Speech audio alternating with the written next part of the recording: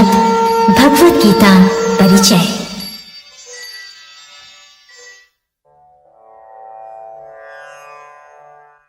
कुरुक्षेत्र का विस्तृत युद्ध स्थल। आमने सामने थी कौरव और पांडवों की अस्त्र शस्त्र से सुसज्जित विराट सेनाएं, जिनका नेतृत्व कर रहे थे युद्ध कला में प्रवीण अनेक महारथी। सैन्य दल रह रहकर अपने वीरोचित समवेत उद्घोष के निनाद से गगन मंडल को कंपित कर रहे थे। परीक्षा की उस घड़ी में अर्जुन के मन में युद्ध की विरक्ति से भरे न जाने कौन से भाव उत्पन्न हुए कि उन्होंने श्री कृष्ण के समक्ष क्षमा याचना करते हुए ये कहकर आत्मसमर्पण कर दिया कि वे अपने ही स्वजनों बंधु बांधवों से युद्ध करने में असमर्थ हैं। बल प्रधान क्षात्र धर्म से अर्जुन सीधे कार्पण्य भाव कायरता दोष में पहुंच गए थे। उनका क्षात्र भाव लुप्त हो गया था। असमंजस के उन पलों में अर्जुन को सूझ ही नहीं रहा था कि वो युद्ध करें अथवा वैराग्य ले लें। अर्जुन ने अपना धनुष और तरकश भूमि पर डाल दिया।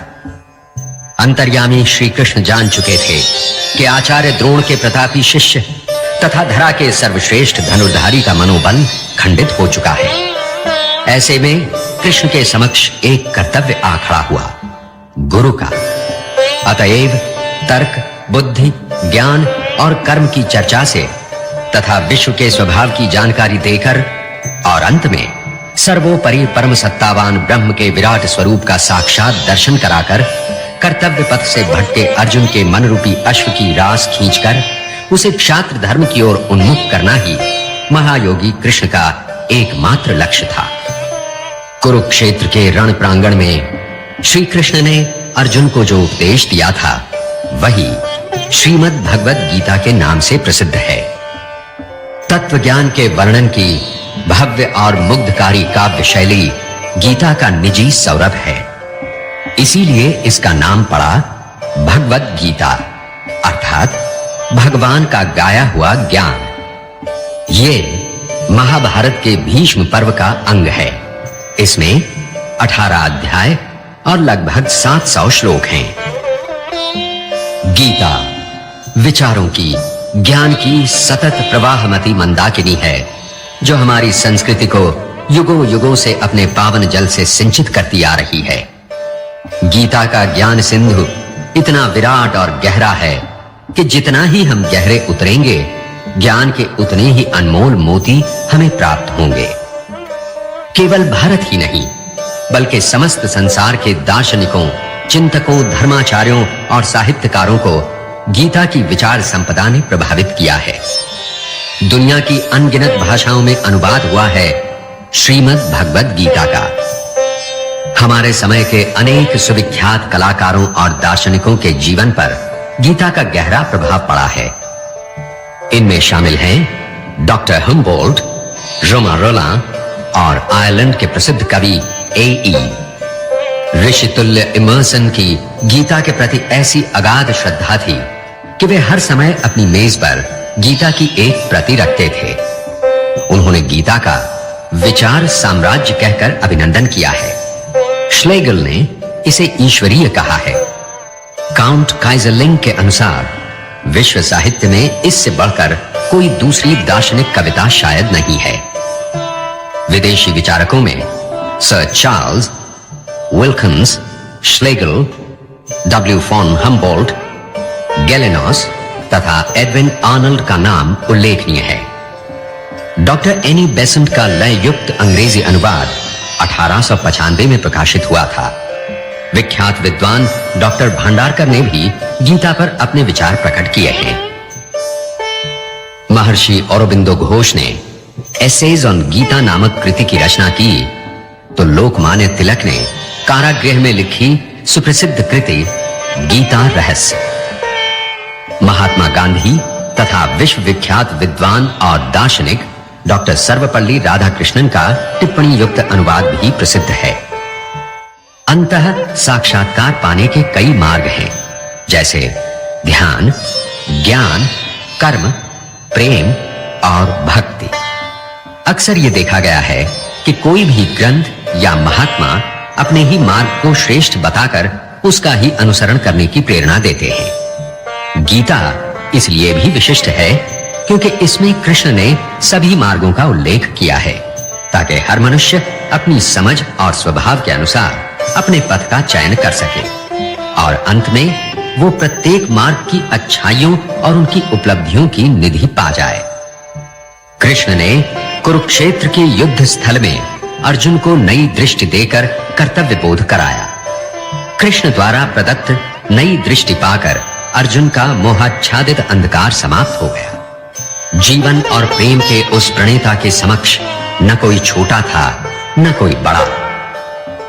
चाहे वो विशेष अधिकार संपन्न व्यक्ति हो अथवा पद दलित मानव, सबके लिए उसका एक ही संदेश है, तुम ईश्वर की संतान हो, उसी का अंश हो और अंत में उसी में विलीन भी हो जाओगे। फिर तुम प्रेम के मार्ग से क्यों भटक जाते हो? एक बार एक गणिका श्री कृष्ण के पास गई। उसकी आंखों से अविरल अश्रुधारा प्रवाहित हो रही थी। उसने उनके चरण कमल को चूम लिया। राज दरबार में उपस्थित बड़े-बड़े राजा महाराजा ये दृश्य देखकर क्रोधित हो उठे और श्री कृष्ण से प्रश्न किया कि उन्होंने इस पतिता को अपना यह अपमान करने क्यों दिया। श्री कृष्ण ने मुस्कुराकर उत्तर दिया, इसे कुछ मत कहो, ये तुमसे अधिक जानती है क्योंकि इसके पास प्रेम और श्रद्धा है।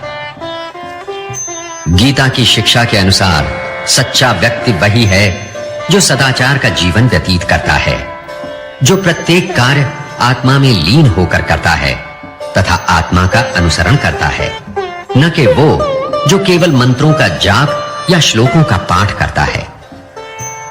गीता एक ऐसे धर्म की प्राण प्रतिष्ठा करती है जिसमें पूर्व और पश्चिम की सीमाएं नहीं हैं। उसमें धर्म, रंग और जाति का भेदभाव नहीं है। ये सत्य और आत्मज्ञान का धर्म है। ये आत्मा को समर्पित किए हुए कर्मों का धर्म है। ये प्रेम का धर्म है। गीता मनुष्य को परम पुरुष के समान पुण्यता प्राप्त करना सिखाती है। गीता हमें सिखाती है कि किस प्रकार समस्त अहंकार और समस्त भेदभाव पर विजय प्राप्त की जा सकती है। गीता वास्तव में समस्त विश्व का धर्म ग्रंथ है। इसका संदेश सभी जातियों और धर्मों के नर नारियों के लिए है। श्री कृष्ण के अनुसार मनुष्य को शांति तब तक नहीं मिलती जब तक वो ईश्वर जैसा न बन जाए या कहें ईश्वर ही न हो जाए। इस उद्देश्य को प्राप्त करने के प्रयत्न ही मनुष्य के आत्म साक्षात्कार के साधन बन जाते हैं और ये आत्म साक्षात्कार ही गीता का मुख्य विचार है। गीता का उद्देश्य है मनुष्य को आत्म साक्षात्कार का सबसे उत्तम मार्ग बतलाना। श्री कृष्ण के अनुसार जैसे एक ही आकाश पूरे संसार को धारण किए हुए है, ठीक वैसे एक ही आत्मा इस पूरे संसार में व्याप्त है जो प्रत्येक मनुष्य के भीतर विराजमान है। इस आत्मा से साक्षात्कार होना ही धर्म है। श्री कृष्ण कहते हैं, धर्म का कोई भी संबंध बाहरी आडंबरों से नहीं है।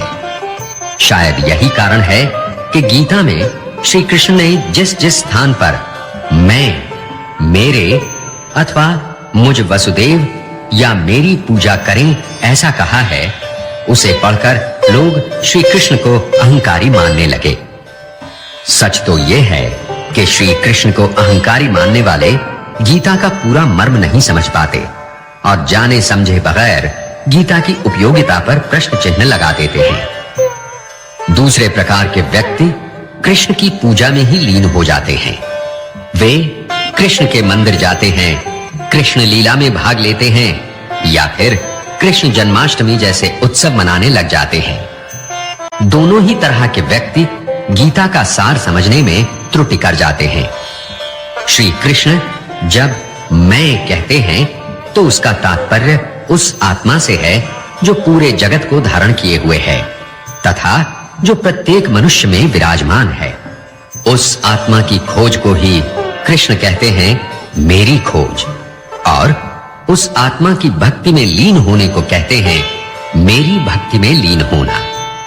वस्तुतः कृष्ण ने आत्मा को तत्व से जाना है और उसे जानकर ही वो परम आत्मा है।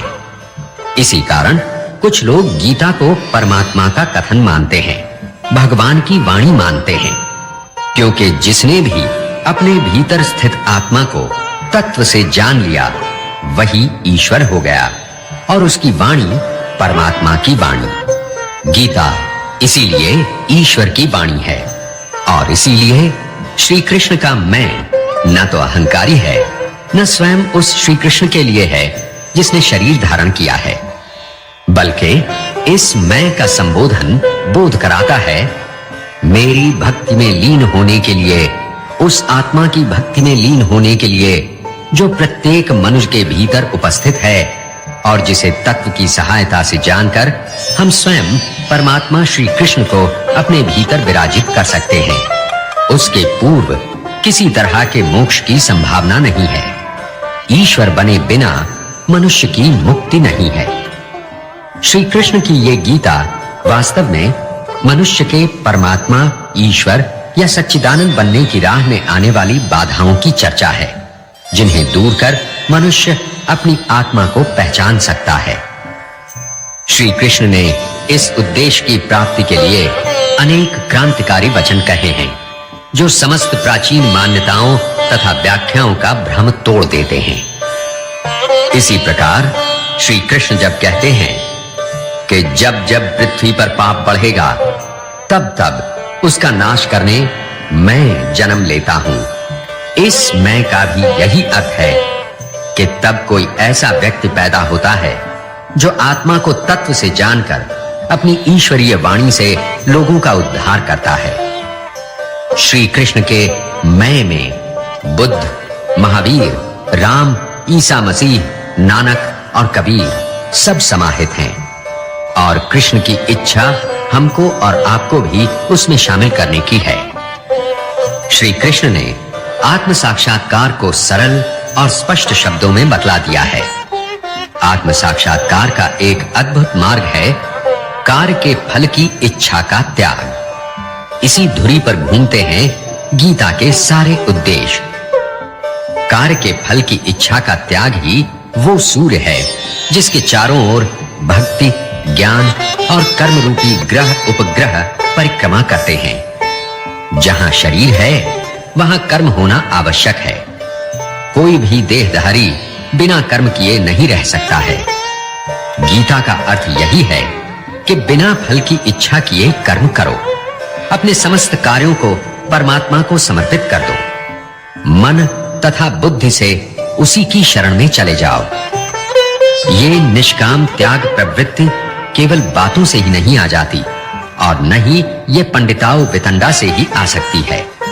वैसे पढ़े लिखे और पंडित लोगों में एक प्रकार का ज्ञान होता है, वे शास्त्रों को मौखिक रूप से सुना सकते हैं, क्योंकि इस ज्ञान के होने पर भी वे आत्म प्रशंसा आदि से घिरे हुए हैं। ज्ञान का दुरुपयोग न किया जा सके, इसी के लिए गीता के ज्ञान के साथ भक्ति की आवश्यकता पर जोर दिया गया है। यही नहीं, भक्ति को महत्व भी अधिक दिया गया है। भक्ति का अर्थ प्रेम और करुणा से भरा ऐसा हृदय है जो सबसे डूबकर प्रेम कर सके, न कि भजन आदि बाहरी कृत्यों को करने वाला मनुष्य। बिना प्रेम वाले हृदय के ज्ञान अनुपयोगी है। इसलिए गीता में कहा गया है कि भक्ति करो, प्रेम करो, ज्ञान अपने आप उपलब्ध हो जाएगा। भक्ति पूजा का बाह्य आडंबर नहीं है। गीता में जिस भक्ति को आवश्यक बताया गया है वो कोमल हृदय की कोरी भावुकता मात्र नहीं है और उसे अंधविश्वास मानना बुद्धि की दरिद्रता होगी। गीता द्वारा प्रतिपादित भक्ति का बाह्य आडंबर से कोई संबंध नहीं है। एक भक्त चाहे तो अपनी इच्छा से माला, तिलक आदि धारण कर सकता है, लेकिन ये वस्तुएं सच्ची भक्ति का प्रमाण नहीं है। जो सरलता और दया का भंडार है, लेकिन फिर भी जिसमें अहंकार नहीं है, जो निस्वार्थी है, जिसके लिए शीत और ग्रीष्म समान है, जो हर्ष, विषाद और भय से विचलित नहीं होता, जो शत्रु और मित्रों के लिए समदृष्टि रखता है, जिसे मान अपमान प्रभावित नहीं कर सकते, जो उनसे अविचलित रहता है, जिसे शांति और एकांत प्रिय है, जिसकी बुद्धि निर्मल और निष्पक्ष है, ऐसी सच्ची भक्ति ही आत्म साक्षात्कार करवा सकती है। यही गीता की ध्रुव की तरह अटल सत्य शिक्षा है। वो जो कर्म को त्याग देता है, गिरता है। वो जो केवल फल का त्याग करता है, उन्नत होता है। लेकिन फल त्याग का अर्थ ये नहीं है कि परिणाम के बारे में उदासीन हो जाएं। प्रत्येक कार्य के संबंध में व्यक्ति को ये अवश्य जानना चाहिए कि उससे क्या परिणाम अपेक्षित किया जा सकता है, किन साधनों से उसे प्राप्त किया जा सकता है और उसे प्राप्त करने का सामर्थ्य उसमें है या नहीं। वो जिसके पास पहले से इतनी जानकारी है, उसे फल के बारे में रत्ती भर मोह न करते हुए कार्य की पूर्ति के लिए संपूर्ण रीति से उसमें तल्लीन होना चाहिए। सच तो यह है कि जो फल का मोह त्याग करता है, वो कार्य को पूर्ण रूप से करता है। इस कारण उसे कर्म फल सहस्र गुना अधिक प्राप्त होता है। ये साधारण विश्वास है कि धर्म भौतिक हितों से विमुख है। कोई भी व्यक्ति व्यापार में, राजनीति में धार्मिक रीति से व्यवहार नहीं कर सकता। इस प्रकार की गतिविधियों में धर्म का कोई स्थान नहीं है। धर्म तो केवल मोक्ष की प्राप्ति में सहायक है। इस प्रकार की बातें कई दुनियादार, बुद्धिमान और अज्ञानी पंडित व्यक्त किया करते हैं। श्री कृष्ण ने गीता में इस भ्रम का पूर्ण रूप से निवारण कर दिया है। गीता में भौतिक सुखों की प्राप्ति और आध्यात्मिक सुखों की प्राप्ति में कोई भेद नहीं रखा गया है। गीता हमें यह सिखाती है कि दिन प्रतिदिन के कार्यों में जिसका व्यवहार न किया जा सके, वो धर्म नहीं है। इस प्रकार गीता के अनुसार जो भी कार्य निष्काम भाव से नहीं किए जा सके, वो त्याज्य हैं। गीता ये करो, ये न करो का कोश नहीं है।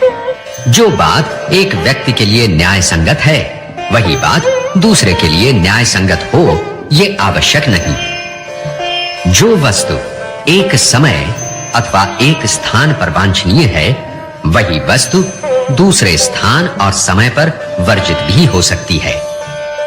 श्री कृष्ण किसी भी कार्य को अच्छा या बुरा नहीं मानते, बल्कि उस कार्य को करने के पीछे छिपे हुए भाव को महत्व देते हैं। गीता में ज्ञान की प्रशंसा के गीत गाए गए हैं, परंतु ये ज्ञान मात्र ही बुद्धि नहीं है। ये हृदय को संबोधित करता है और हृदय द्वारा ही समझा जा सकता है। मनुष्य के कर्म ही उसके भाग्य का निर्माण करते हैं, जो उसके ललाट पर अंकित रहते हैं, और अपने किए अनुसार ही उसे जन्म जन्मांतरों तक फल मिलते रहते हैं। जैसे शरीर को स्वस्थ रखने के लिए अच्छी खुराक और एक्सरसाइज की आवश्यकता होती है, वैसे ही मन को स्वस्थ रखने के लिए भी अच्छी मानसिक खुराकों की आवश्यकता होती है। और भगवत गीता इस मामले में बेजोड़ है। इसलिए मैं सबसे कहूंगा, रोज सुबह 10-20 मिनट आंख बंद करके शांति से गीता सुने। आपका दिन और आपका जीवन सब कुछ बदल जाएगा। प्रथम अध्याय, अर्जुन विषाद योग। कृष्ण अर्जुन संवाद। धृतराष्ट्र बोले, हे संजय, धर्म भूमि कुरुक्षेत्र में एकत्रित युद्ध की इच्छा वाले मेरे और पांडु के पुत्रों ने क्या किया? संजय बोले, उस समय राजा दुर्योधन ने व्यूह रचना युक्त पांडवों की सेना को देखकर और द्रोणाचार्य के पास जाकर ये वचन कहा, हे आचार्य, आपके बुद्धिमान शिष्य द्रुपद पुत्र धृष्टद्युम्न द्वारा व्यूहाकार खड़ी की हुई पांडु पुत्रों की इस बड़ी भारी सेना को देखिए। इस सेना में बड़े बड़े धनुषों वाले तथा युद्ध में भीम और अर्जुन के समान शूरवीर सात्यकी और विराट तथा महारथी राजा द्रुपद, धृष्टकेतु और चेकितान तथा बलवान काशीराज, पुरुजित, कुंती भोज और मनुष्यों में श्रेष्ठ शैब्य, पराक्रमी युधामन्यु तथा बलवान उत्तमौजा सुभद्रा पुत्र अभिमन्यु एवं द्रौपदी के 5 पुत्र ये सभी महारथी हैं। हे ब्राह्मण श्रेष्ठ, अपने पक्ष में भी जो प्रधान हैं उनको आप समझ लीजिए। आपकी जानकारी के लिए मेरी सेना के जो सेनापति हैं उनको बतलाता हूं। आप द्रोणाचार्य और पितामह भीष्म तथा कर्ण और संग्राम विजयी कृपाचार्य तथा वैसे ही अश्वत्थामा, विकर्ण और सोमदत्त का पुत्र भूरिश्रवा और भी मेरे लिए जीवन की आशा त्याग देने वाले बहुत से शूरवीर, अनेक प्रकार के शस्त्रास्त्रों से सुसज्जित और सब के सब युद्ध में चतुर हैं। भीष्म पितामह द्वारा रक्षित हमारी वो सेना सब प्रकार से अजेय है और भीम द्वारा रक्षित इन लोगों की ये सेना जीतने में सुगम है। इसलिए सब मोर्चों पर अपनी अपनी जगह स्थित रहते हुए आप लोग सभी निसंदेह भीष्म पितामह की ही सब ओर से रक्षा करें। कौरवों में वृद्ध बड़े प्रतापी पितामह भीष्म ने उस दुर्योधन के हृदय में हर्ष उत्पन्न करते हुए उच्च स्वर से सिंह की दहाड़ के समान गरज कर शंख बजाया। इसके पश्चात शंख और नगारे तथा ढोल, मृदंग और नरसिंगे आदि बाजे एक साथ ही बज उठे। उनका वो शब्द बड़ा भयंकर हुआ। इसके अनंतर सफेद घोड़ों से युक्त उत्तम रथ में बैठे हुए श्री कृष्ण महाराज और अर्जुन ने भी अलौकिक शंख बजाए। श्री कृष्ण महाराज ने पांचजन्य नामक, अर्जुन ने देवदत्त नामक और भयानक कर्म वाले भीमसेन ने पौंड्र नामक महाशंख बजाया। कुंती पुत्र राजा युधिष्ठिर ने अनंत विजय नामक और नकुल तथा सहदेव ने सुघोष और मणिपुष्पक नामक शंख बजाए। श्रेष्ठ धनुष वाले काशीराज और महारथी शिखंडी एवं धृष्टद्युम्न तथा राजा विराट और अजेय सात्यकी, राजा द्रुपद एवं द्रौपदी के 5 पुत्र और बड़ी भुजा वाले सुभद्रा पुत्र अभिमन्यु, इन सभी ने हे राजन सब ओर से अलग-अलग शंख बजाए और उस भयानक शब्द ने आकाश और पृथ्वी को भी गुंजाते हुए धार्तराष्ट्रों के अर्थात आपके पक्ष वालों के हृदय विदीर्ण कर दिए। हे राजन, इसके बाद कपिध्वज अर्जुन ने मोर्चा बांधकर डटे हुए धृतराष्ट्र संबंधियों को देखकर उस शस्त्र चलने की तैयारी के समय धनुष उठाकर ऋषिकेश श्री कृष्ण महाराज से ये वचन कहा। हे अच्युत, मेरे रथ को दोनों सेनाओं के बीच में खड़ा कीजिए और जब तक कि मैं युद्ध क्षेत्र में डटे हुए युद्ध के अभिलाषी इन विपक्षी योद्धाओं को भली प्रकार देख लूं कि इस युद्ध व्यापार में मुझे किन किन के साथ युद्ध करना योग्य है, तब तक उसे खड़ा रखिए। दुर्बुद्धि दुर्योधन का युद्ध में हित चाहने वाले जो ये राजा लोग इस सेना में आए हैं, इन युद्ध करने वालों को मैं देखूंगा। संजय बोले, हे धृतराष्ट्र, अर्जुन द्वारा इस प्रकार कहे हुए वचनों के पश्चात महाराज श्री कृष्णचंद्र ने दोनों सेनाओं के बीच में भीष्म और द्रोणाचार्य के सामने तथा संपूर्ण राजाओं के सामने उत्तम रथ को खड़ा करके इस प्रकार कहा कि हे पार्थ, युद्ध के लिए जुटे हुए इन कौरवों को देख। इसके बाद पृथापुत्र अर्जुन ने उन दोनों ही सेनाओं में स्थित ताऊ चाचों को, दादों परदादों को, गुरुओं को, मामाओं को, भाइयों को, पुत्रों को, पौत्रों को तथा मित्रों को, ससुरों को और सुहृदों को भी देखा। उन उपस्थित संपूर्ण बंधुओं को देखकर वे कुंती पुत्र अर्जुन अत्यंत करुणा से युक्त होकर शोक करते हुए ये वचन बोले।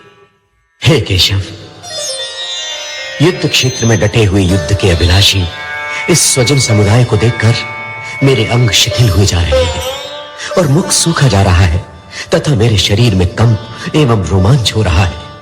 हाथ से गांडीव धनुष गिर रहा है और त्वचा भी बहुत जल रही है तथा मेरा मन भ्रमित सा हो रहा है, इसलिए मैं खड़ा रहने को भी समर्थ नहीं हूं। हे केशव, मैं लक्षणों को भी विपरीत ही देख रहा हूं तथा युद्ध में स्वजन समुदाय को मारकर कल्याण भी नहीं देखता। हे कृष्ण, मैं न तो विजय चाहता हूं और न राज्य तथा सुखों को ही। हे गोविंद, हमें ऐसे राज्य से क्या प्रयोजन है अथवा ऐसे भोगों से और जीवन से भी क्या लाभ है। हमें जिनके लिए राज्य, भोग और सुखादि अभीष्ट हैं, वे ही सब धन और जीवन की आशा को त्याग कर युद्ध में खड़े हैं। गुरुजन, ताऊ चाचे, लड़के और उसी प्रकार दादे, मामे, ससुर, पौत्र, साले तथा और भी संबंधी लोग हैं। हे मधुसूदन, मुझे मारने पर भी अथवा तीनों लोगों के राज्य के लिए भी मैं इन सबको मारना नहीं चाहता। फिर पृथ्वी के लिए तो कहना ही क्या है।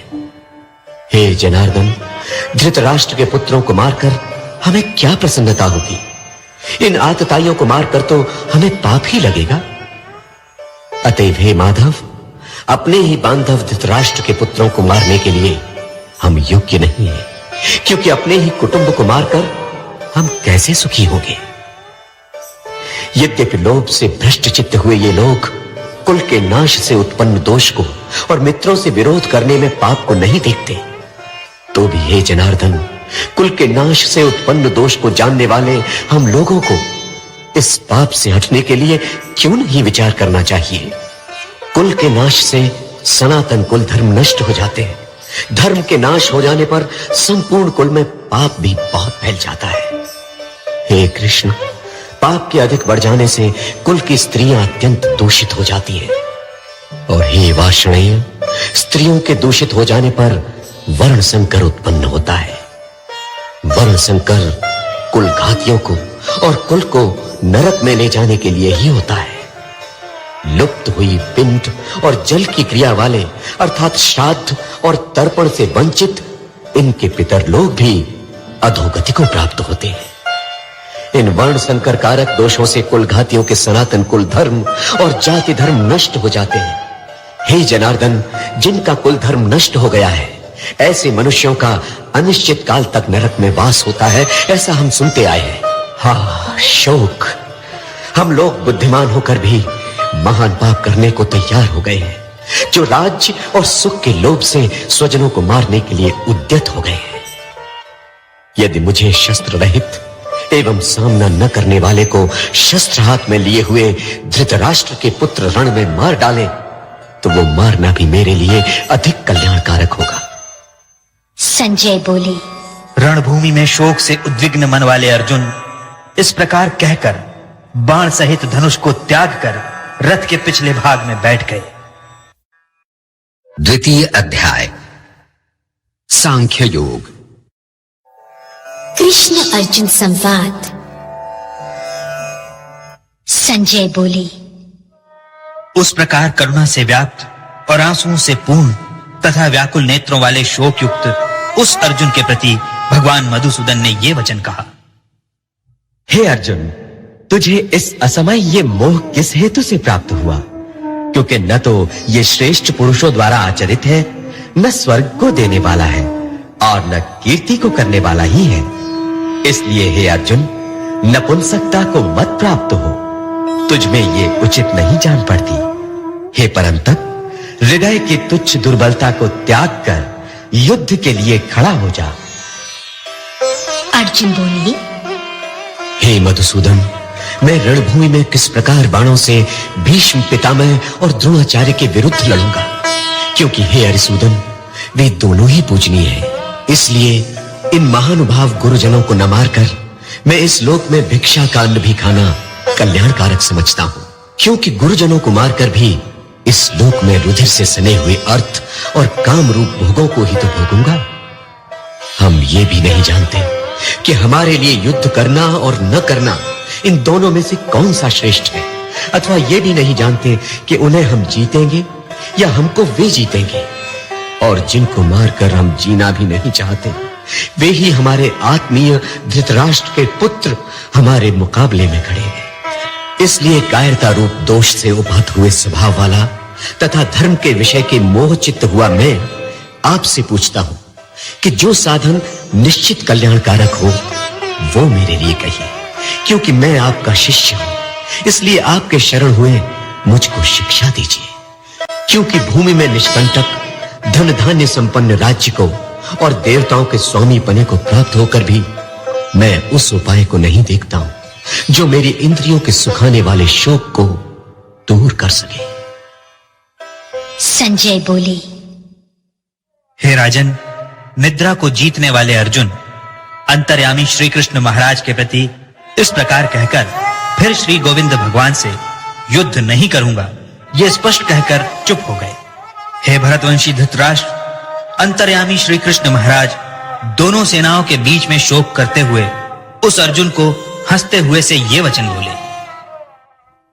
हे अर्जुन, तू न शोक करने योग्य मनुष्यों के लिए शोक करता है और न पंडितों के से वचनों को कहता है, परंतु जिनके प्राण चले गए हैं उनके लिए और जिनके प्राण नहीं गए हैं उनके लिए भी पंडित जन शोक नहीं करते। न तो ऐसा ही है कि मैं किसी काल में नहीं था, तू नहीं था, अथवा ये राजा लोग नहीं थे, और न ऐसा ही है कि इसके आगे हम सब नहीं रहेंगे। जैसे जीवात्मा की इस देह में बालकपन, जवानी और वृद्धावस्था होती है, वैसे ही अन्य शरीर की प्राप्ति होती है। उस विषय में धीर पुरुष मोहित नहीं होता। हे कुंती पुत्र, सर्दी गर्मी और सुख दुख को देने वाले इंद्रिय और विषयों के संयोग तो उत्पत्ति विनाशशील और अनित्य है।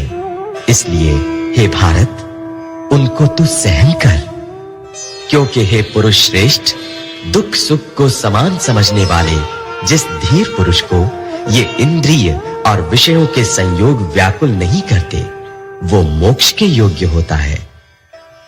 असत वस्तु की तो सत्ता नहीं है और सत का अभाव नहीं है। इस प्रकार इन दोनों का ही तत्वज्ञानी पुरुषों द्वारा देखा गया है।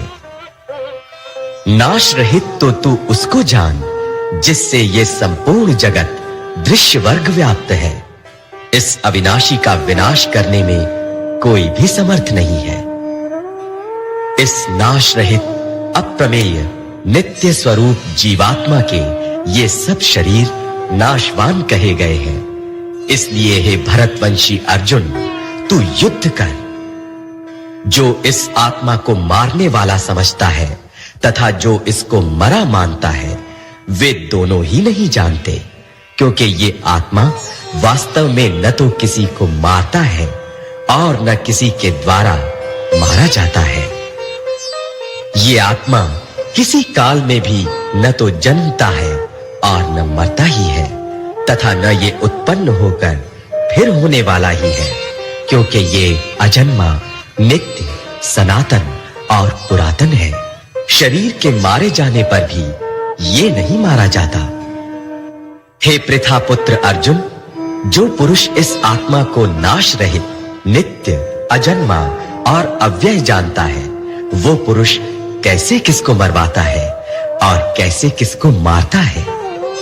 जैसे मनुष्य पुराने वस्त्रों को त्याग कर दूसरे नए वस्त्रों को ग्रहण करता है, वैसे ही जीवात्मा पुराने शरीरों को त्याग कर दूसरे नए शरीरों को प्राप्त होता है। इस आत्मा को शस्त्र नहीं काट सकते, इसको आग नहीं जला सकती, इसको जल नहीं गला सकता और वायु नहीं सुखा सकता, क्योंकि ये आत्मा अच्छेद्य है। ये आत्मा अदाह्य, अक्लेद्य और निस्संदेह अशोष्य है, तथा ये आत्मा नित्य, सर्वव्यापी, अचल, स्थिर रहने वाला और सनातन है। ये आत्मा अव्यक्त है, ये आत्मा अचिंत्य है और ये आत्मा विकार रहित कहा जाता है। इससे हे अर्जुन, इस आत्मा को उपर्युक्त प्रकार से जानकर तू शोक करने के योग्य नहीं है, अर्थात तुझे शोक करना उचित नहीं है। किंतु यदि तू इस आत्मा को सदा जन्मने वाला और सदा मरने वाला मानता हो, तो भी हे महाबाहो, तू इस प्रकार शोक करने के योग्य नहीं है, क्योंकि इस मान्यता के अनुसार जन्मे हुए की मृत्यु निश्चित है और मरे हुए का जन्म निश्चित है।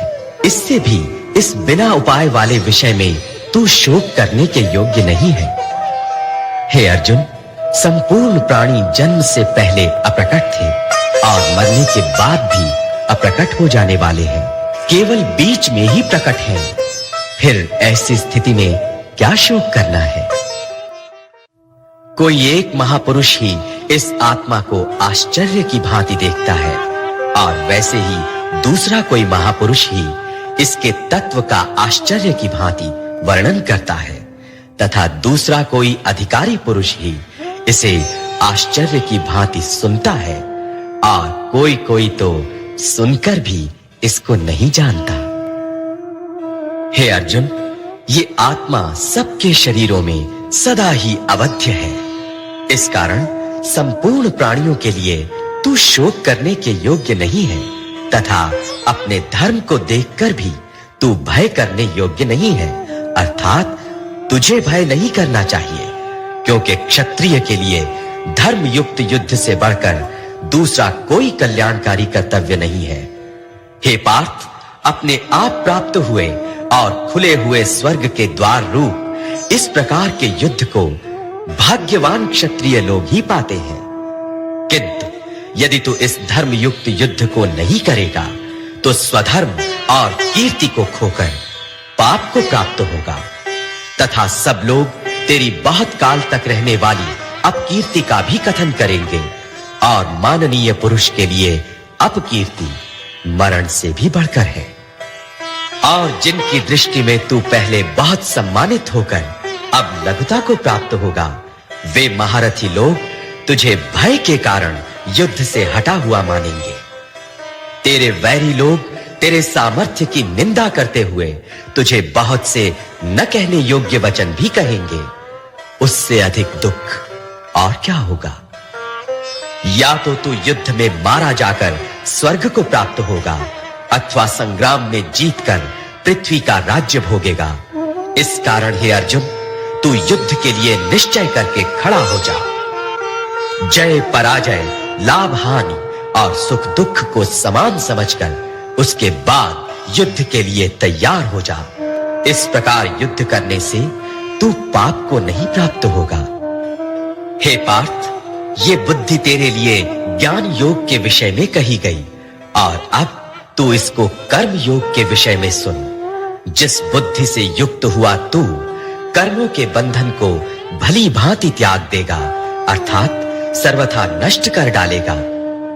इस कर्म योग में आरंभ का अर्थात बीज का नाश नहीं है और उल्टा फल रूप दोष भी नहीं है, बल्कि इस कर्म योग रूप धर्म का थोड़ा सा भी साधन जन्म मृत्यु रूप महान भय से रक्षा कर लेता है। हे अर्जुन, इस कर्म योग में निश्चयात्मिका बुद्धि एक ही होती है, किंतु अस्थिर विचार वाले विवेकहीन सकाम मनुष्यों की बुद्धियां निश्चय ही बहुत भेदों वाली और अनंत होती हैं। हे अर्जुन, जो भोगों में तन्मय हो रहे हैं, जो कर्म फल के प्रशंसक वेद वाक्यों में ही प्रीति रखते हैं, जिनकी बुद्धि में स्वर्ग ही परम प्राप्य वस्तु है और जो स्वर्ग से बढ़कर दूसरी कोई वस्तु ही नहीं है, ऐसा कहने वाले हैं, वे अविवेकी जन इस प्रकार की जिस पुष्पित अर्थात दिखाऊ शोभा युक्त वाणी को कहा करते हैं, जो कि जन्म रूप कर्म फल देने वाली एवं भोग तथा ऐश्वर्य की प्राप्ति के लिए नाना प्रकार की बहुत सी क्रियाओं का वर्णन करने वाली है, उस वाणी द्वारा जिनका चित्त हर लिया गया है, जो भोग और ऐश्वर्य में अत्यंत आसक्त हैं, उन पुरुषों की परमात्मा में निश्चयात्मिका बुद्धि नहीं होती।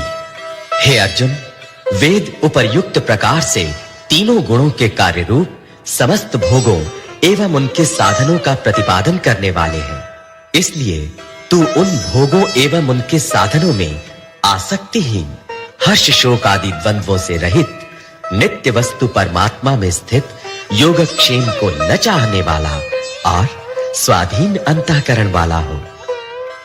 सब ओर से परिपूर्ण जलाशय के प्राप्त हो जाने पर छोटे जलाशय में मनुष्य का जितना प्रयोजन रहता है, ब्रह्म को तत्व से जानने वाले ब्राह्मण का समस्त वेदों में उतना ही प्रयोजन रह जाता है। तेरा कर्म करने में ही अधिकार है, उसके फलों में कभी नहीं। इसलिए तू कर्मों के फल का हेतु मत हो तथा तेरी कर्म न करने में भी आसक्ति न हो।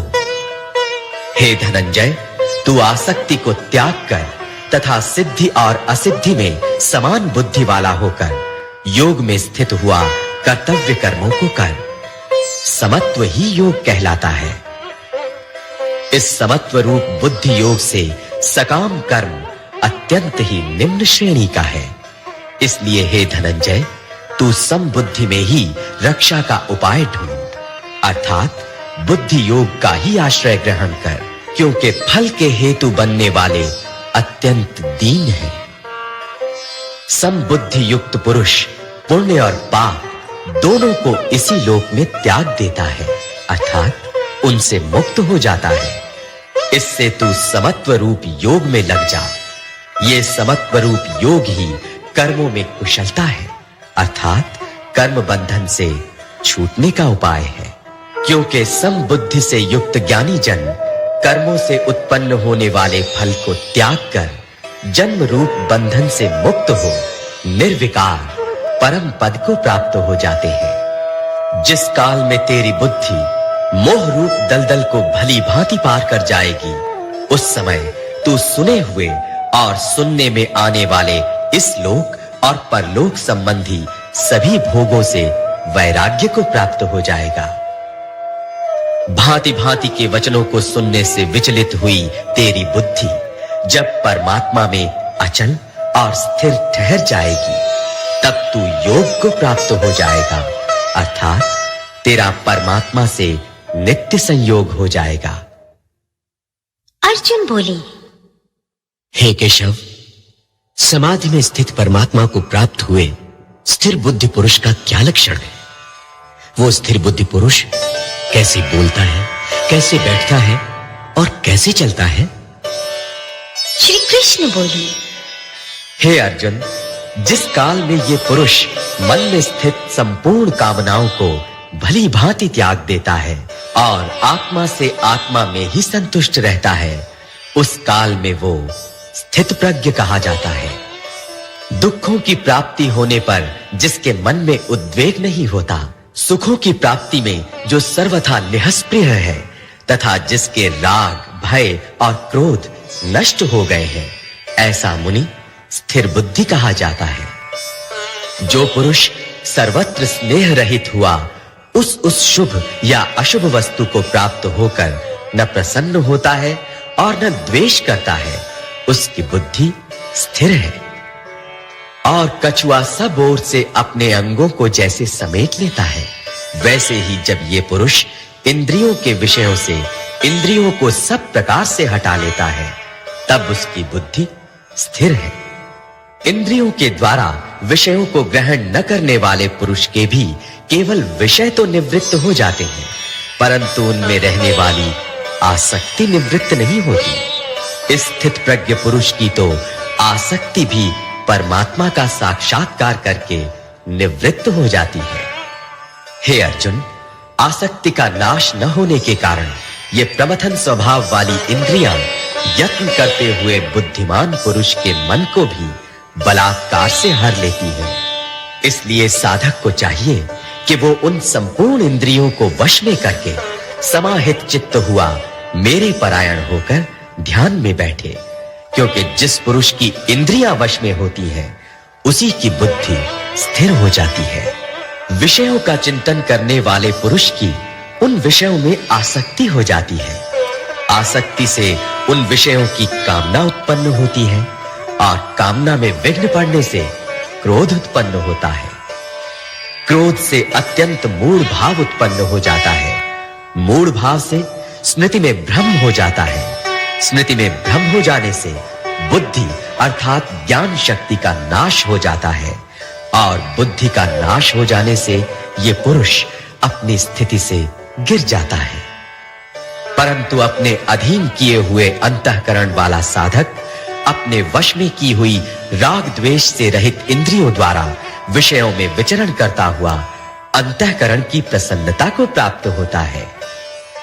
अंतःकरण की प्रसन्नता होने पर इसके संपूर्ण दुखों का अभाव हो जाता है और उस प्रसन्न चित्त वाले कर्म योगी की बुद्धि शीघ्र ही सब ओर से हटकर एक परमात्मा में ही भली भांति स्थिर हो जाती है।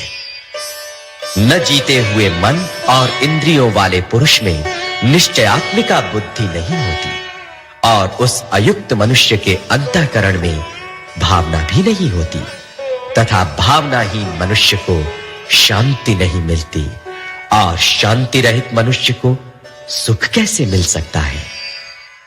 क्योंकि जैसे जल में चलने वाली नाव को वायु हर लेती है, वैसे ही विषयों में विचरती हुई इंद्रियों में से मन जिस इंद्रिय के साथ रहता है, वो एक ही इंद्रिय इस अयुक्त पुरुष की बुद्धि को हर लेती है।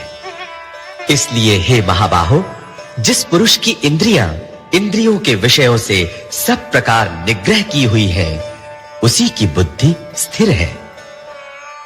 संपूर्ण प्राणियों के लिए जो रात्रि के समान है, उस नित्य ज्ञान स्वरूप परमानंद की प्राप्ति में स्थित प्रज्ञ योगी जागता है।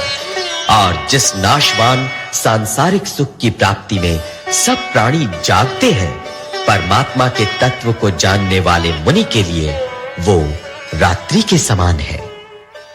जैसे नाना नदियों के जल सब ओर से परिपूर्ण अचल प्रतिष्ठा वाले समुद्र में उसको विचलित न करते हुए समा ही जाते हैं, वैसे ही सब भोग जिस स्थित प्रज्ञ पुरुष में किसी प्रकार का विकार उत्पन्न किए बिना ही समा जाते हैं, वही पुरुष परम शांति को प्राप्त होता है, भोगों को चाहने वाला नहीं। जो पुरुष संपूर्ण कामनाओं को त्याग कर ममता रहित, अहंकार रहित और स्पृहा रहित हुआ विचरता है, वही शांति को प्राप्त होता है, अर्थात वो शांति को प्राप्त है। हे अर्जुन, ये ब्रह्म को प्राप्त हुए पुरुष की स्थिति है। इसको प्राप्त होकर योगी कभी मोहित नहीं होता और अंत काल में भी इस ब्राह्मी स्थिति में स्थित होकर ब्रह्मानंद को प्राप्त हो जाता है। अध्याय 3 कर्मयोग। अर्जुन बोले, हे जनार्दन, यदि आपको कर्म की अपेक्षा ज्ञान श्रेष्ठ मान्य है, तो फिर हे केशव, मुझे भयंकर कर्म में क्यों लगाते हैं? आप मिले हुए से वचनों से मेरी बुद्धि को मानो मोहित कर रहे हैं। इसलिए उस एक बात को निश्चित करके कहिए जिससे मैं कल्याण को प्राप्त हो जाऊं। श्री कृष्ण बोले, हे निष्पाप, इस लोक में 2 प्रकार की निष्ठाएं मेरे द्वारा पहले कही गई हैं। उनमें से सांख्य योगियों की निष्ठा तो ज्ञान योग से और योगियों की निष्ठा कर्म योग से होती है। मनुष्य न तो कर्मों का आरंभ किए बिना निष्कर्मता को यानी योग निष्ठा को प्राप्त होता है और न कर्मों के केवल त्याग मात्र से सिद्धि यानी सांख्य निष्ठा को ही प्राप्त होता है। निस्संदेह कोई भी मनुष्य किसी भी काल में क्षण मात्र भी बिना कर्म किए नहीं रहता, क्योंकि सारा मनुष्य समुदाय प्रकृति जनित गुणों द्वारा परवश हुआ कर्म करने के लिए बाध्य किया जाता है। जो मूढ़ बुद्धि मनुष्य समस्त इंद्रियों को हठ पूर्वक ऊपर से रोककर मन से उन इंद्रियों के विषयों का चिंतन करता रहता है, वो मिथ्याचारी अर्थात दंभी कहा जाता है। किंतु हे अर्जुन, जो पुरुष मन से इंद्रियों को वश में करके अनासक्त हुआ समस्त इंद्रियों द्वारा कर्म योग का आचरण करता है, वही श्रेष्ठ है। तू शास्त्र विहित कर्तव्य कर्म कर, क्योंकि कर्म न करने की अपेक्षा कर्म करना श्रेष्ठ है, तथा कर्म न करने से तेरा शरीर निर्वाह भी नहीं सिद्ध होगा। यज्ञ के निमित्त किए जाने वाले कर्मों से अतिरिक्त दूसरे कर्मों में लगा हुआ ही ये मनुष्य समुदाय कर्मों से बंधता है। इसलिए हे अर्जुन, तू आसक्ति से रहित होकर उस यज्ञ के निमित्त ही भली भांति कर्तव्य कर्म कर। प्रजापति ब्रह्मा ने कल्प के आदि में यज्ञ सहित प्रजाओं को रचकर उनसे कहा कि तुम लोग इस यज्ञ के द्वारा वृद्धि को प्राप्त हो। ये यज्ञ तुम लोगों को इच्छित भोग प्रदान करने वाला हो। तुम लोग इस यज्ञ के द्वारा देवताओं को उन्नत करो और वे देवता तुम लोगों को उन्नत करें। इस प्रकार निस्वार्थ भाव से एक दूसरे को उन्नत करते हुए तुम लोग परम कल्याण को प्राप्त हो जाओगे। यज्ञ के द्वारा बढ़ाए हुए देवता तुम लोगों को बिना मांगे ही इच्छित भोग निश्चय ही देते रहेंगे। इस प्रकार उन देवताओं के द्वारा दिए हुए भोगों को जो पुरुष उनको बिना दिए स्वयं भोगता है, वो चोर ही है। यज्ञ से बचे हुए अन्न को खाने वाले श्रेष्ठ पुरुष सब पापों से मुक्त हो जाते हैं, और जो पापी लोग अपना शरीर पोषण करने के लिए ही अन्न को पकाते हैं, वे तो पाप को ही खाते हैं। संपूर्ण प्राणी अन्न से उत्पन्न होते हैं। अन्न की उत्पत्ति वृष्टि से होती है, वृष्टि यज्ञ से होती है, और यज्ञ विहित कर्मों से उत्पन्न होने वाला है। कर्म समुदाय को तू वेद से उत्पन्न और वेद को अविनाशी परमात्मा से उत्पन्न हुआ जान। इससे सिद्ध होता है कि सर्वव्यापी परम अक्षर परमात्मा सदा ही यज्ञ में प्रतिष्ठित है। हे पार्थ, जो पुरुष इस लोक में इस प्रकार परंपरा से प्रचलित सृष्टि चक्र के अनुकूल नहीं बरतता, अर्थात अपने कर्तव्य का पालन नहीं करता, वो इंद्रियों के द्वारा भोगों में रमण करने वाला पापायु पुरुष व्यर्थ ही जीता है। परंतु जो मनुष्य आत्मा में ही रमण करने वाला और आत्मा में ही तृप्त तथा आत्मा में ही संतुष्ट हो, उसके लिए कोई कर्तव्य नहीं है। उस महापुरुष का इस विश्व में न तो कर्म करने से कोई प्रयोजन रहता है और न कर्मों के न करने से ही कोई प्रयोजन रहता है, तथा संपूर्ण प्राणियों में भी इसका किंचित मात्र भी स्वार्थ का संबंध नहीं रहता। इसलिए तो निरंतर आसक्ति से रहित होकर सदा कर्तव्य कर्म को भली भांति करता रहे, क्योंकि आसक्ति से रहित होकर कर्म करता हुआ मनुष्य परमात्मा को प्राप्त हो जाता है। जनक आदि ज्ञानी जन भी आसक्ति रहित कर्म द्वारा ही परम सिद्धि को प्राप्त हुए थे।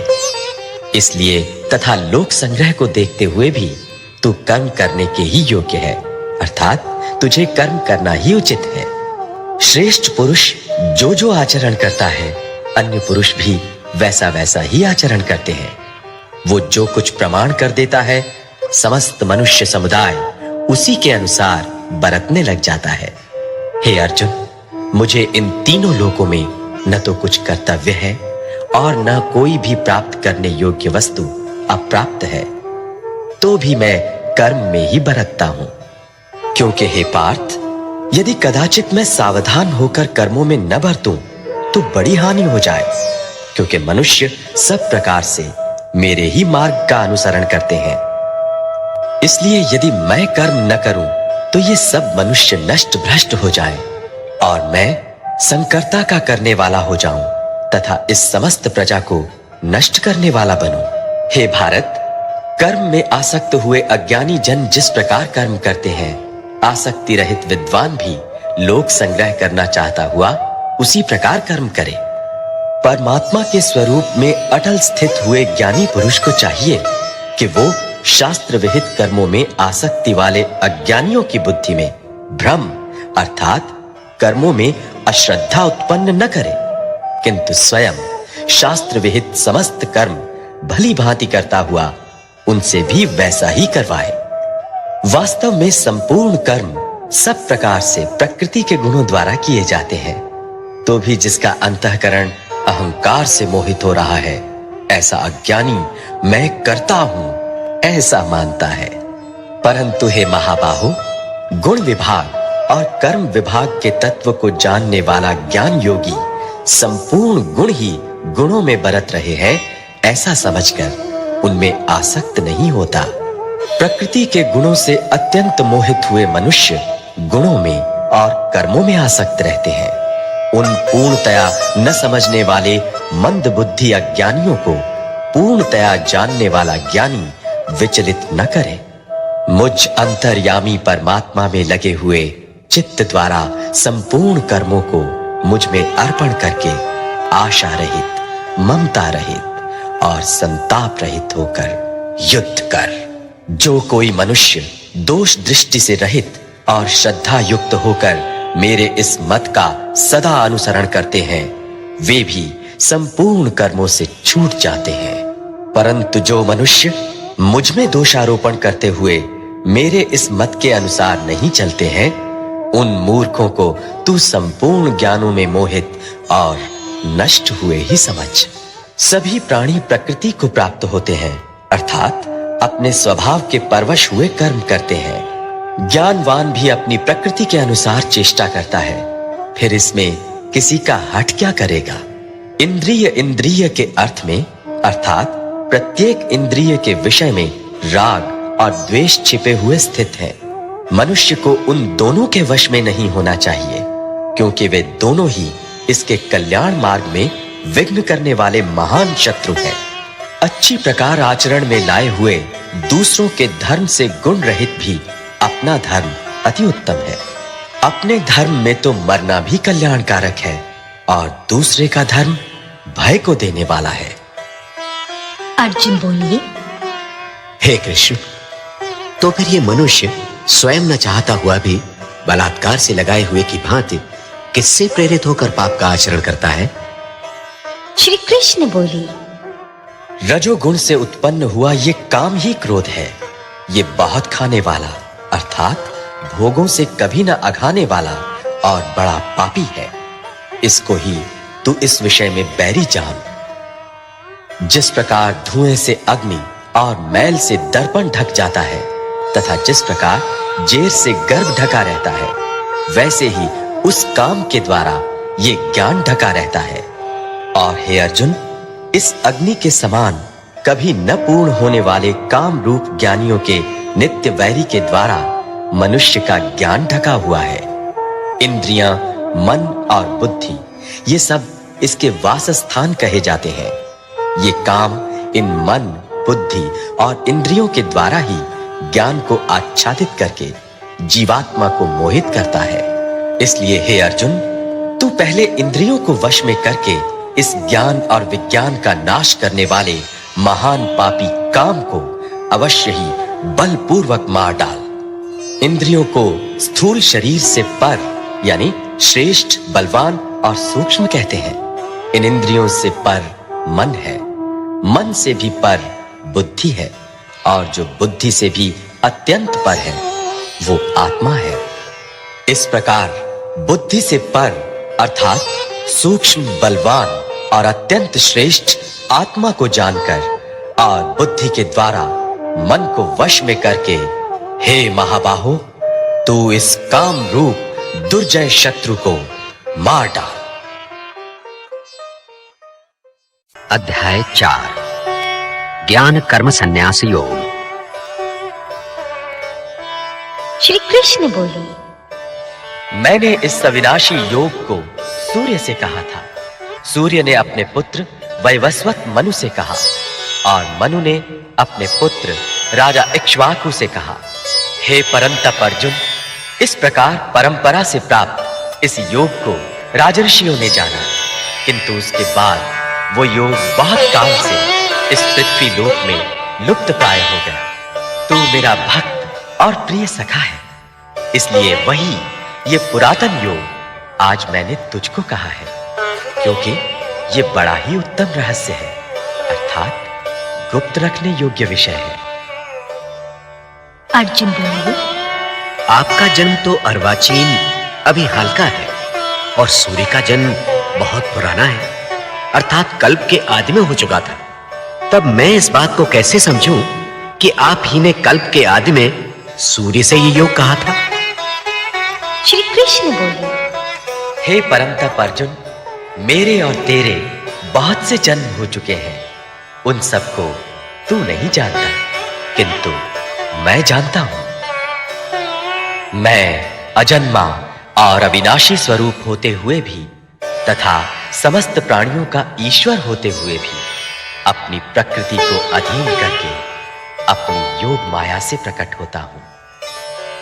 हे भारत, जब जब धर्म की हानि और अधर्म की वृद्धि होती है, तब तब ही मैं अपने रूप को रचता हूं अर्थात साकार रूप से लोगों के सम्मुख प्रकट होता हूं।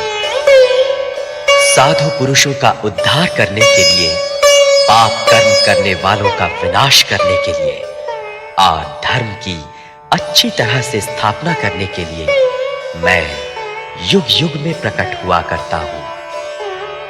हे अर्जुन, मेरे जन्म और कर्म दिव्य अर्थात निर्मल और अलौकिक है।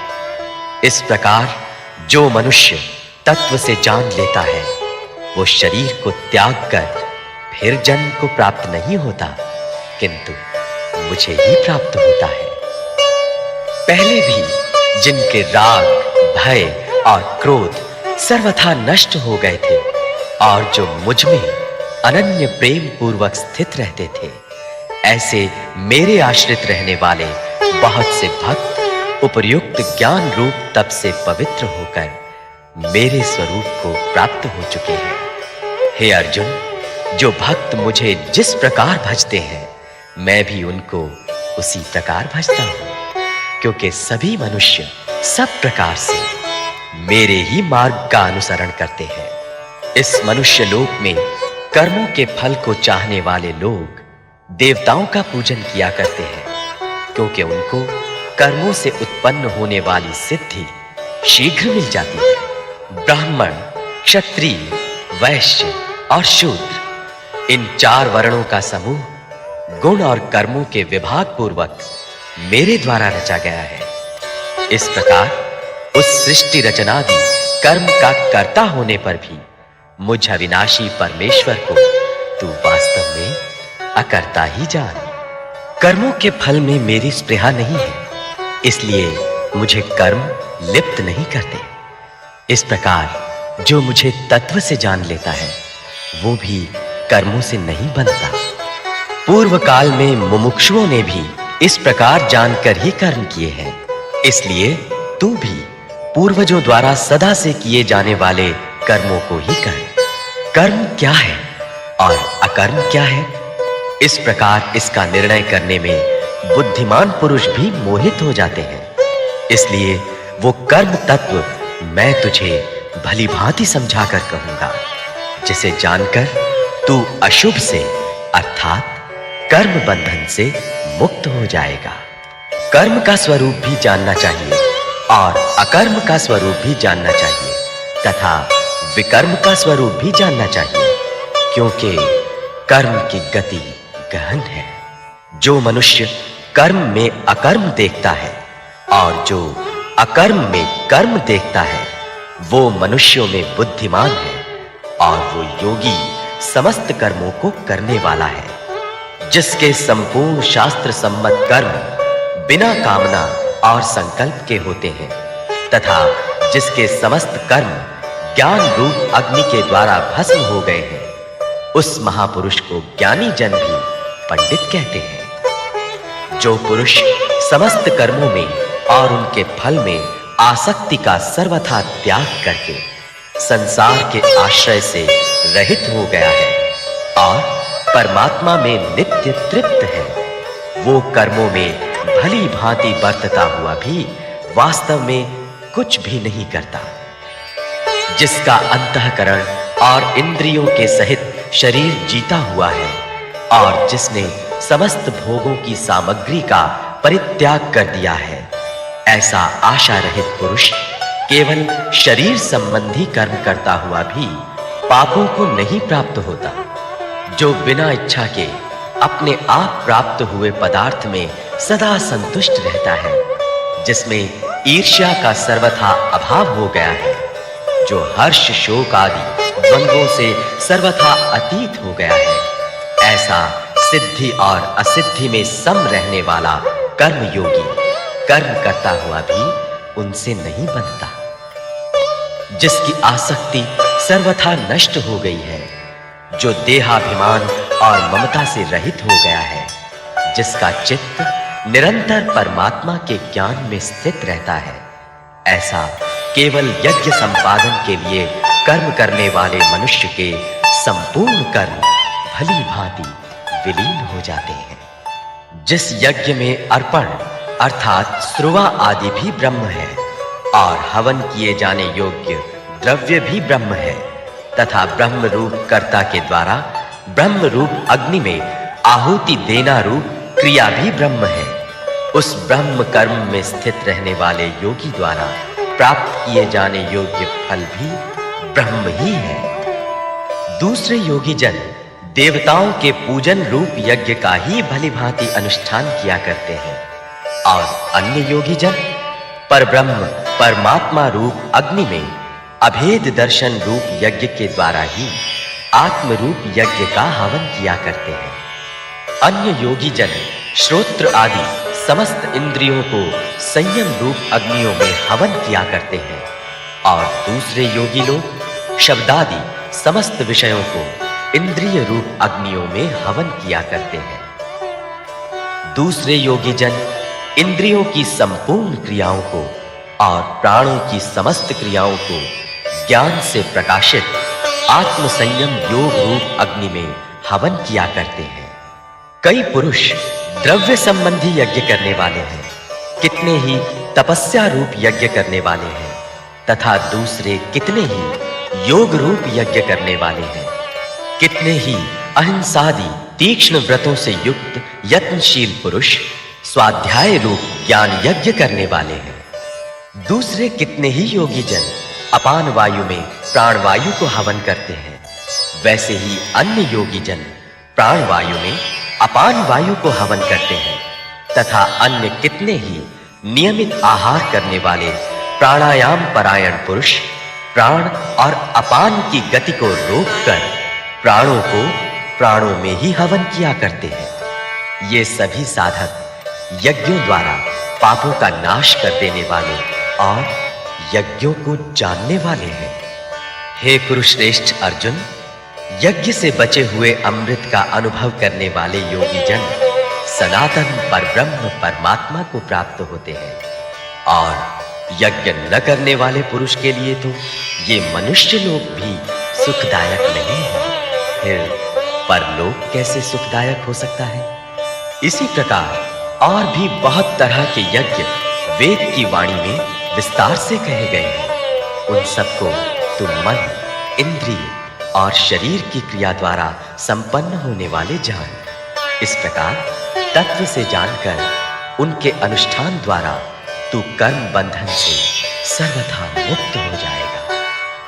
हे परंतप अर्जुन, द्रव्यमय यज्ञ की अपेक्षा ज्ञान यज्ञ अत्यंत श्रेष्ठ है तथा यावन मात्र संपूर्ण कर्म ज्ञान में समाप्त हो जाते हैं। उस ज्ञान को तू तत्वदर्शी ज्ञानियों के पास जाकर समझ, उनको भली भांति दंडवत प्रणाम करने से, उनकी सेवा करने से और कपट छोड़कर सरलता पूर्वक प्रश्न करने से वे परमात्म तत्व को भली भांति जानने वाले ज्ञानी महात्मा तुझे उस तत्व ज्ञान का उपदेश करेंगे, जिसको जानकर फिर तू इस प्रकार मोह को नहीं प्राप्त होगा। तथा हे अर्जुन, जिस ज्ञान के द्वारा तू संपूर्ण भूतों को निश्शेष भाव से पहले अपने में और पीछे मुझ सच्चिदानंद घन परमात्मा में देखेगा। यदि तू अन्य सब पापियों से भी अधिक पाप करने वाला है तो भी तू ज्ञान रूप नौका द्वारा निस्संदेह संपूर्ण पाप समुद्र से भली भांति तर जाएगा। क्योंकि हे अर्जुन, जैसे प्रज्वलित अग्नि ईंधनों को भस्ममय कर देता है, वैसे ही ज्ञान रूप अग्नि संपूर्ण कर्मों को भस्ममय कर देता है। इस संसार में ज्ञान के समान पवित्र करने वाला निस्संदेह कुछ भी नहीं है।